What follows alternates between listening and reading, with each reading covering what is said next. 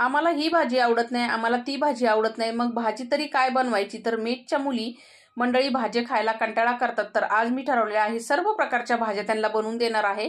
तर इथे बघा कढईमध्ये तेल गरम करून घेतलं, जिरा, मोहरी आणि ठेचलेलं लसूण, उभी चिरून घेतलेली हिरवी मिरची, कढीपत्ता टाकून मस्त असं परतून घेतल्यानंतर त्यामध्ये बारीक चिरून घेतलेला कांदा टाकला आणि थोडासा हिंग, मीठ टाकून कांदा चांगला सॉफ्ट होईपर्यंत परतून घेतला। त्याच्यामध्ये सुके मसाले टाकायचे आहे, घरगुती मसाला, लाल काश्मीरी मिरची पावडर, धना पावडर, गरम मसाला आणि हळद, पावभाजी मसाला टाकून मस्त असं परतून घ्यायचा। त्याच्यामध्ये आपल्याला पिकलेला टमाटर बारीक चिरून टाकलेला आहे, मस्त असा कांदा टमाटर सॉफ्ट होईपर्यंत परतून घेतला।